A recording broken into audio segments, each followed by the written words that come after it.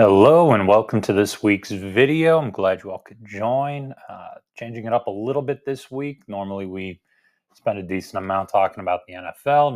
Now that the season is back and there's been plenty of exciting things to talk about. But this week it's going to be a little bit different because as the channel mentions, this is a show for Detroit sports fans. And while we do NFL and specifically Lions talk on this show, I want to on this channel. I want to change it up a little bit because we got to also talk about the Detroit Tigers and the incredible run they have been on. But real quick, I just wanted to talk about my thoughts just real quickly on the NFL week last week, and of course, to talk a little bit about the Lions football.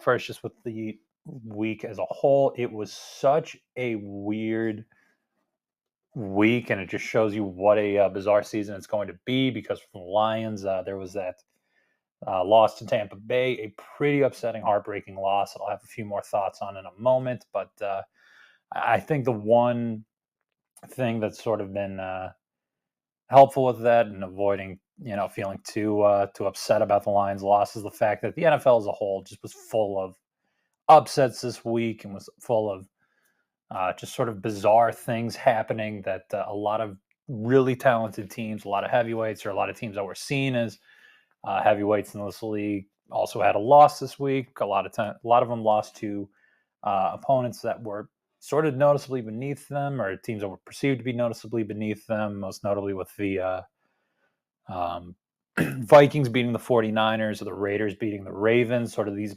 odd outcomes for teams that were on these really deep playoff runs, losing to teams that were not seen as playoff teams this year, nor were they playoff teams last year. So it does calm things down a little bit when you see a team that lost in a playoff rematch to a team they beat twice last year. That's sort of what that's sort of what happened with the Lions. It was a upsetting game, but it was not the. It's not like it's the end of the season, like some people sort of felt like when the game ended. It was pretty upsetting and heartbreaking. And look, it was also a game where a lot of things needed to be changed. I mean, the team as a whole just has not looked like they're like the team that they were last year. I mean, this is a team that didn't play their starters in the preseason for the most part. So guys just look rusty. They don't look quite like their normal selves. I had mentioned last week that Jared Goff, wasn't playing the way that he normally would, and it's I mean, he just didn't look like his old self. He didn't look like as good as he's been in the past. They still won the first week against the Rams, where I had recorded the video, sort of pointing out how the team had won despite some of his struggles, and he had some more this week. That's not to say that he's not still the guy, or that the contract extension wasn't the right decision, or that we should be bringing in Hendon Hooker instead, because none of that's true. I think the Lions' big issues were all things that are fixable. He didn't quite look like his old self, and the offense was in this really weird imbalance where they had to focus a lot on the passing game and not much on the running game. And there were some sort of odd decisions by Ben Johnson and Dan Campbell. These are not normal things to see, though. I mean, this is a team where we see that coaching is usually a strength, and Johnson and Campbell are really good coaches, and that Jared Goff, while there are still plenty of people who don't think that highly of him as a quarterback, he's clearly a lot better than what he had been. But the fact that he had that rough second half against the Rams, the fact that he's thrown 2 interceptions in each of the first 2 games this year, and the fact that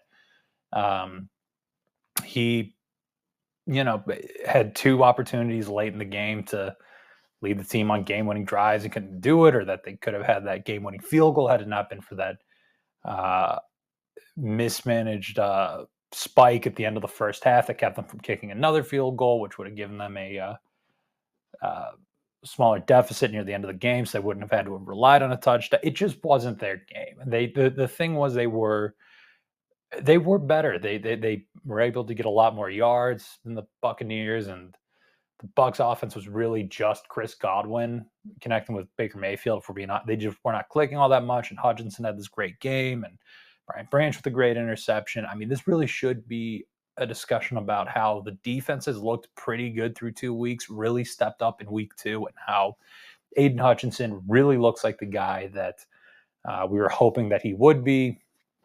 but some offensive issues and the fact that they weren't able to convert and weren't able to get in the end zone as much, despite the fact they kept getting down the field, is what caused the issues. And I heard Dan Campbell in an interview this week just mentioning that guys might be rusty until the bye, and it does. Hopefully that won't be the case, and that's not likely to be the case, but it's possible. I mean, it does sometimes take teams who don't have their starters go in the preseason a few times to readjust and get back to where things were. It's not the end of the world. The Lions are 1-1, just like they were last year before they went on this great run. But it does put more pressure on the Arizona game coming up, especially with the Cardinals putting together a massive win over the Rams. Granted, the Rams are without their top two receivers, so that does change things a little bit. But Arizona's offense still played incredibly well, and they've had a week where the offense wasn't that great and Marvin Harrison was barely targeted. And then last week he has his coming out party. So there's a lot to note, and it could be sort of an issue trying to get the offense clicking if Arizona's is already playing well. And I feel more comfortable in the Lions defense right now than I had, but the offense is, oddly enough, is what needs to sort of catch up. And I think they can, and I think that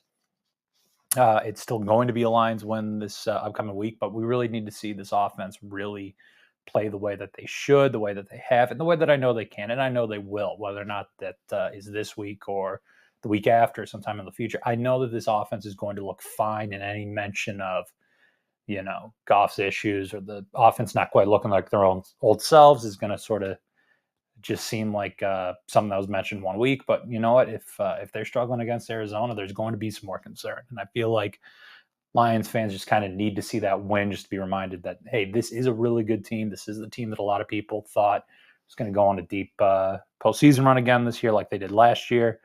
And hopefully that will end up being the case. And speaking of teams with a shot of the playoffs and for a hope of a decent run, although I guess any thoughts of a deep postseason run are still a little ways away since there's a lot that needs to be done still. But as of right now, as of Thursday afternoon, the Detroit Tigers are tied for the last place for a wild card spot.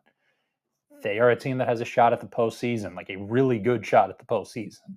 And a few days ago, that seemed impossible. A few days ago, it seemed like they were eliminated and they didn't have a chance of coming back. And you hear the terms like team of destiny or this team's doing something magical, and that's something that kind of gets thrown around a lot whenever it seems like whenever a team's on a nice win streak, people always say, oh, they're the team of destiny, they're going to turn it all around. But I've never seen it like this, where a team that keeps getting close to being irrelevant and keeps being close to having their season end just keeps going. I have probably said, well, that's the end of the Tiger season about 5 different times in the last, month and a half, just different games where it's like, okay, well, they had they're starting to look a little bit better, but it's over, it's done. And they just keep winning. They keep getting better and things just keep falling their way. Minnesota is collapsing in a way that is honestly absurd. I mean, just seeing a team struggle this much as the Tigers are this hot is bizarre. It's like the inverse of 2009 when the Tigers were leading the division all year, but then struggled in September, and then Minnesota caught up to them and won that heartbreaking tie-breaking game. But Detroit looks real, and they keep getting these gritty wins. And Minnesota just lost 3 or 4 to Cleveland, back-to-back losses in extras. The Tigers had an extra inning win the other night. They had a big comeback win before that. They swept the Royals, who are a bit of a ways ahead of the Tigers. They're still, I believe, 2 games up as of right now, or a game and a half, or if not 2 games. And with 9 games remaining, that's hard to catch up to, but it's possible. It's still, the Tigers have a shot. I'm not saying that they'll do that, but they do have a shot of at least of catching them. But I honestly right now think that they will catch up with Minnesota and pass them.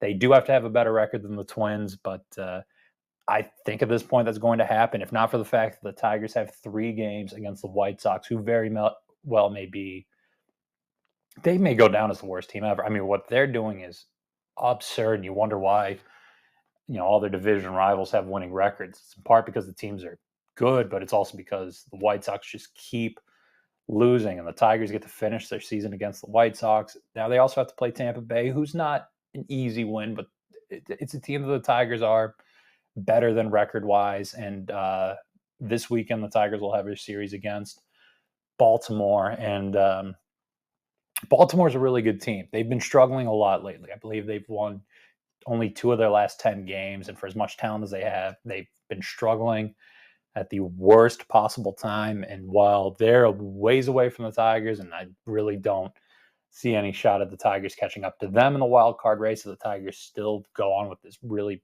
hot stretch that they've been on, at least the Orioles are struggling at the right time. So Detroit can at least try to take advantage of that, because if they win 2 or 3 games against Baltimore and win the series, I mean, that is a massive advantage for the Tigers. And as of right now, considering the fact that Baltimore has been having a hard time while the Tigers are the hottest team in baseball, and that's not hyperbole, that is not bias. Since August, the Tigers have been the hottest team in baseball, and they can absolutely go out there and get a victory or 2 against Baltimore and win this series. And I think that if they are able to pull that off, then who's to say that they don't just keep that they don't make the playoffs, that they don't keep going? I mean, I'm not going to do I'm not going to say anything like, oh, well, they're the team that nobody's going to want to look. Teams are probably nervous about the fact that the Tigers are red hot, but they're also, if the Tigers do make the postseason, they're going to deal with some really tough competition against whoever they play. And I'm not going to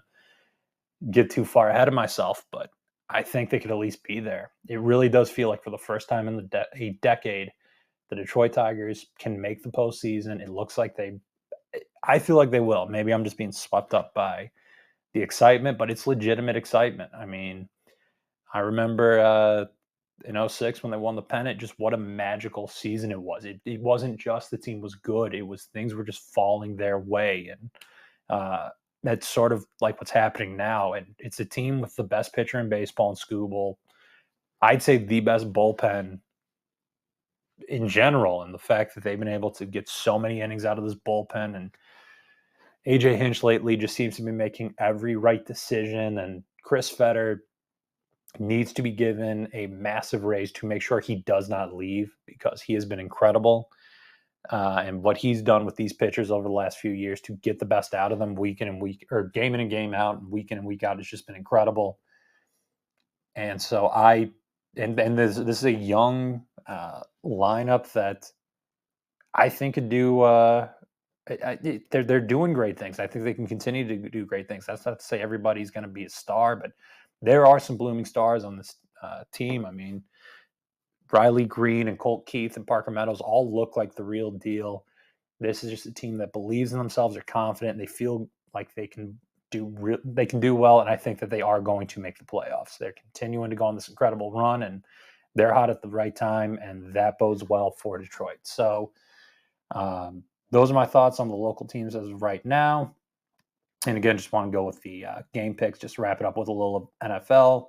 Have the Jets beating the Patriots, the Chargers beating the Steelers, the Texans beating the Vikings. I have the Saints beating the Eagles. I have the Buccaneers beating the Broncos. I have the Packers beating the Titans. I have the Browns over the Giants, the Colts beating the Bears, the Raiders beating the Panthers, the Seahawks beating the Dolphins.